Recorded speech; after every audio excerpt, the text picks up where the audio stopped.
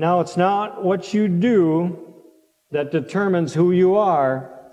It's who you are that determines what you're going to end up doing.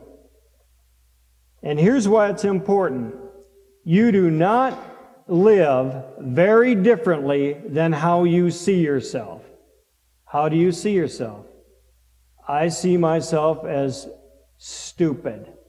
You're not going to live very differently than how you see yourself. How do you see yourself?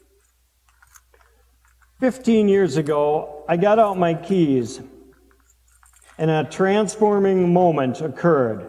I was trying to open up my door into my office, and I dropped my keys. I reached down to pick them up, and I heard a little voice in my own head that said, "You idiot." I dropped my keys on the floor. Now, I have 24 years of education. That includes kindergarten. I drop my keys on the floor, and I hear commentary saying, "I'm an idiot. I'm stupid. I'm inadequate. I'm inferior." But it overplayed itself, if you know what I mean by that. I said, "No, that's not true. Dropping my keys doesn't make me an idiot. My last mistake does not identify me. Is this a mistake? But my last mistake doesn't identify me, and I'm not even sure that one does. But even if that was a mistake, I'm not identified by what I do wrong, nor am I identified by what I do right. I'm identified by what Christ did for me.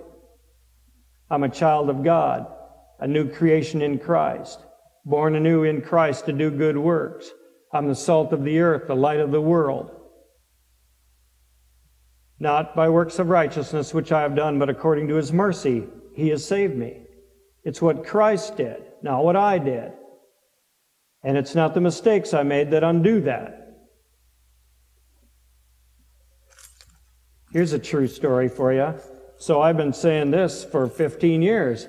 David, my prayer partner who goes around the world with me, he's heard this story countless times. My daughter Rebecca, who's 28 years old and an engineer, she's heard this story more times than she would care to, I'm sure. And one day she said, "Dad, the other day I dropped my keys on the floor, and I reached down to pick them up, and I heard a little voice in my own head that said, 'Your dad's an idiot.'"